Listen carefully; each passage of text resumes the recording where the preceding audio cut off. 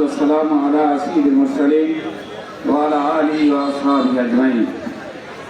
বাংলাদেশ জামাত ইসলামী নেত্রকোনা জেলা কর্তৃক আয়োজিত আজকের এই মিছিল পূর্ব সমাবেশে আমাদের মাঝে উপস্থিত রয়েছেন জেলা জামাতের সম্মানিত জেলা আমির জননেতা জনাব মাওলানা সাদেক আহমদ হারিস ভাই, উপস্থিত রয়েছেন জেলা সেক্রেটারি নায়েবে আমির সহ অন্যান্য নেতৃবৃন্দ, উপস্থিত রয়েছেন ময়মনসিংহ অঞ্চলের পরিচালক সাবেক আমির জনাব মাওলানা এনামুল হক সাহেব সহ সকল নেতৃবৃন্দকে আমি স্মরণ করে দুটি কথা বলতে চাই। আজ বাংলাদেশ একটি ক্রান্তিকাল অতিক্রম করছে।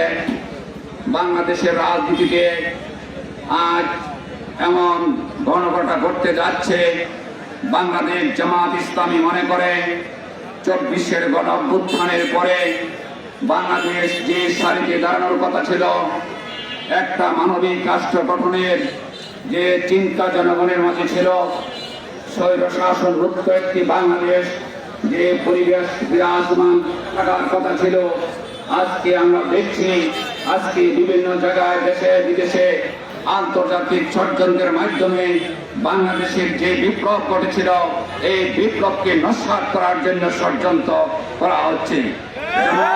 আমি মনে করি বাংলাদেশকে স্বাধীনতার 54 বছরে যারা ক্ষমতায় ছিল তারা বাংলাদেশকে যেভাবে তাহিন ঝুড়িতে পরিণত করেছে, বাংলাদেশের মানুষের কথা বলার স্বাধীনতা কেড়ে নেওয়া হয়েছিল, মানুষের কোনো অধিকার ছিল না।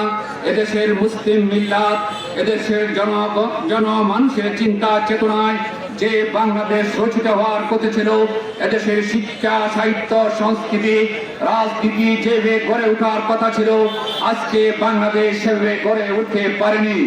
54 বছর যারা ক্ষমতায় ছিল, এই ক্ষমতা যারা নিজেরা দখল করেছে, দখলদারির রাজনীতি বাংলাদেশে চালু করে দিয়ে গেছে। 24-এর গণঅভ্যুত্থানে আমরা এমন একটি রাষ্ট্র চাই যে রাষ্ট্র হবে একটি মানবিক রাষ্ট্র, যে রাষ্ট্র হবে একটা সন্ত্রাস মুক্ত রাষ্ট্র।